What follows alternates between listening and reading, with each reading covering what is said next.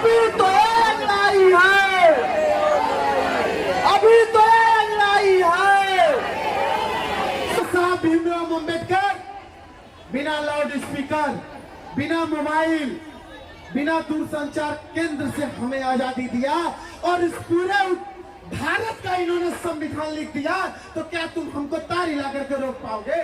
हम अम्बेडकर की वो औलादे हैं जो ठान लिया और मान लिया। हम 1 एकड़ की जमीन की बात करते हैं तो हम तुमसे लेकर के रहेंगे, चाहे उसके लिए तुम कुछ भी करना चाहो, किसी तरीके का मेरे ऊपर प्रेशर डालना चाहो। हम एक नहीं है, हम लाखों की संख्या में है, इतनी तुम्हारी प्रशासन भी नहीं है।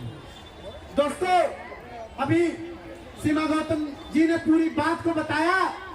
यह सरकार किस मानसिकता की है, यह सरकार क्या चाहती है, यह सरकार किस किस तरीके से हमारे ऊपर अत्याचार करती है, इसके कितने तरीके हैं, ये सारे तरीके हमारे ऊपर लागू किए जाते हैं। 15 दिन हो गया दोस्तों, माननीय श्रवण कुमार निराला जी अपने घर नहीं गए।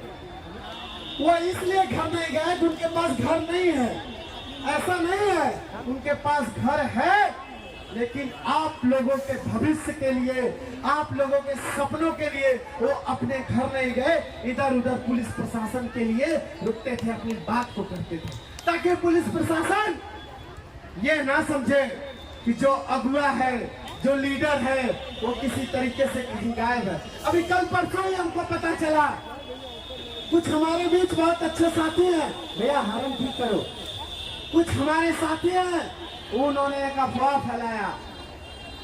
क्या अफवाह फैलाया? कि जाओगे तो बम चलेगा, गोली चलेगी, तुम्हारे ऊपर बहुत तरह का अत्याचार होगा। अगर हमारे ऊपर अत्याचार करके हमारे बच्चों के भविष्य को तुम स्वीकार करना चाहते हो तो मैं तैयार हूं, तुम अत्याचार करो। हम अपने माँ बहनों के साथ, अपने लीडर के साथ मैं तैयार हूं कि तुम्हारे अगर अंदर दम है तो तुम हमारे ऊपर अत्याचार करके दिखाओ, क्योंकि तुम हमसे भी कम हो, क्योंकि हम संवैधानिक तरीके से अपनी लड़ाई को लड़ते हैं, हम लोकतांत्रिक तरीके से अपनी लड़ाई को लड़ते हैं। ना मेरे पास बम है, ना गोला है, ना बारूद है, सिर्फ 1 एकड़ जमीन का फार्म है जो हमने तुमको दिया है, और मैं बार बार कह रहा हूं कि तुम हमें 1 एकड़ जमीन दे दो। इसके अलावा आपके पास कुछ है? आप बताइए, इसके अलावा कुछ है? अगर जमीन होता तो आप यहाँ आते? नहीं आते, क्योंकि ये सरकार और इस शासन में बैठे हुए लोग भी ये चाहते हैं कि किसी तरीके से इस भीड़ को यहाँ से डाइवर्ट कर दिया जाए, ये भीड़ चली जाए, ताकि इनका आंदोलन जो है बंद हो जाए। मैं 1 साल पहले पीछे जाता हूँ दोस्तों, माइक सही करो यार। मैं 1 साल पीछे जाता हूँ दोस्तों, जब मैंने पहली लड़ाई इसी तरीके से गोरखपुर में 17 दिसंबर 2022 को लड़ा, तो सारे लोग यहाँ पे आए और ये अंदर बैठे हुए कमिश्नर थोड़ी देर के लिए हिल गए। हमने पहली बार उनको ज्ञापन दिया और हमने कहा, उत्तर प्रदेश के सारे लोगों को तुम्हें 1 एकड़ जमीन देना पड़ेगा। लेकिन सरकार ने हमारी मांग पत्र तो ले लिया, लेकिन 24 तारीख को उन्होंने श्रवण कुमार निराला का घर क्या किया? सीज कर दिया। आपके लिए लड़ाई माननीय श्रवण कुमार निराला ने लड़ा 17 दिसंबर को, और 24 तारीख को ये सरकार उनका घर सीज कर देती है। इसलिए सीज कर देती है कि अगर अगुआ ही परेशान होगा, अगुआ को जेल हो जाएगा, तो आपकी लड़ाई लड़ने वाला कोई नहीं होगा। लेकिन मुझे गर्व है, मुझे फक्र है इस बात का, बाबा साहब की हम औलाद है, और हम जिस नेता के नेतृत्व में ये काम करते हैं, माननीय श्रवण कुमार निराला जी के, उन्होंने 24 तारीख का घर सीज हुआ, उनके बच्चे, उनका परिवार ठंड के मौसम में बाहर टहल रहा था। मैं साथ हूँ उस घटना का, मैं वहीं पे था। कम से कम सैकड़ों पुलिस वाले, 500-700 पुलिस वाले वहां गए और इनका घर उन्होंने सीज कर दिया। और उन्होंने क्या कहा?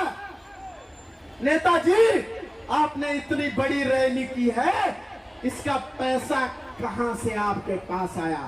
आप हाथ उठा के हमके बताई, आपसे हम पैसा मांगने वाली, आपके हम पैसा देने वाली? लेकिन आप लोग अपन भाड़ा किराया लगा के ये वजह से आए बाड़ी कि आपके बच्चों का भविष्य, आपके लोगों का भविष्य 1 एकड़ जमीन मिलने के बाद अच्छा होगा। ये बात सही है कि नहीं? लेकिन सरकार जब घर सीज किया तो इनसे यही सवाल किया कि आपका घर जब हमने सीज कर दिया तो आप हमें बताइए रैली आपने जो किया था उसका पैसा कहां से आया।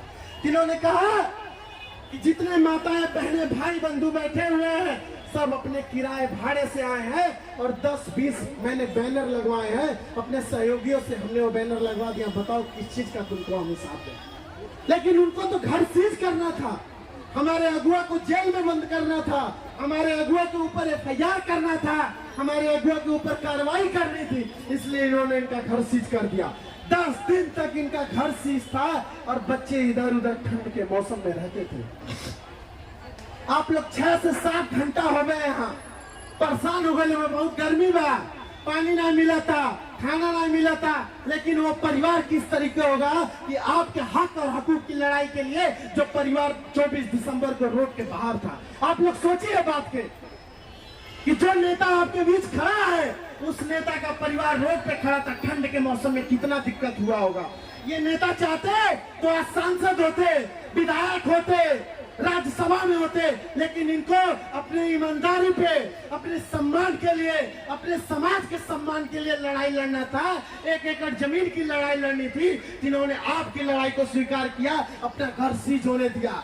इस ऐसे नेता के नेतृत्व में अगर हम काम करते हैं तो आप लोग एक बार ताली बजा कर इसका स्वागत करिए कि हम ऐसे नेता के बीच काम करते हैं। जब हमने घर को छुड़ाया सुप्रीम कोर्ट से तो सरकार को लगा कि मैंने तो नेताजी को डरा दिया, नेताजी डर गए हैं, परिवार बाहर था ठंड के मौसम में, हम नेताजी लड़ाई नहीं लड़ेंगे। लेकिन हमने सरकार को बोला था कि 3 महीने में अगर तुम हमारी बात नहीं सुनते हो तो हम 17 मार्च को इसी जगह, इसी धरती पे फिर हम आंदोलन करेंगे। फिर 25-30 हजार की संख्या में इस पूरे प्रांगण को हम लोगों ने घेरा और 17 मार्च को हमने कमिश्नर को दोबारा ज्ञापन दिया। हमने कमिश्नर को बोला अगर आप हमारी बात उस सरकार तक नहीं पहुंचाते हो, उस शासन तक नहीं पहुंचाते हो तो हम फिर 10 अक्टूबर को फिर वापस आएंगे, जो सारे लोग आज यहाँ पर आकर के बैठे हुए। अभी हमसे एडीएम साहब पूछ रहे थे, अरे कागजवा दिखाओ, रैलिया कर रहे हो, कागजवा दिखाओ। थोड़े देर बाद पूछते कि रैलिया जो आयल बा कहाँ से पैसो आयल बा, पैसो दिखाओ। 8 आना के पानी मिलेला 50 पैसा के, कितना पानी आप लोग 5-5, 6-6 गो पैकेट के पानी पियली नहीं, 1-2 पैकेट मिलल हो ना, कितना का 1 रुपया खोई। अब आप लोग अंदाजा लगावल जा कि कितना पैसा खर्च हो जाएगा। वो भी हमारे साथ जितने भी सहयोगी हैं, हमारे जानने वाले लोग, हम उनसे बात करते हैं, रिक्वेस्ट करते हैं, उस तरीके से वो चंदा से वो पैसा आता है जिसकी वजह से वो पानी आप लोगों को हम पिलाते हैं। यह हमारी लड़ाई नहीं है, या हमारे घर की लड़ाई नहीं है कि हमारे नाली से पानी नहीं जाता होकर हम लड़ाई लड़ते हैं। हम वो लड़ाई लड़ रहे हैं कि पूरे समाज के लोगों को 1-1 एकड़ जमीन मिलना चाहिए। जब 17 दिसंबर को हमने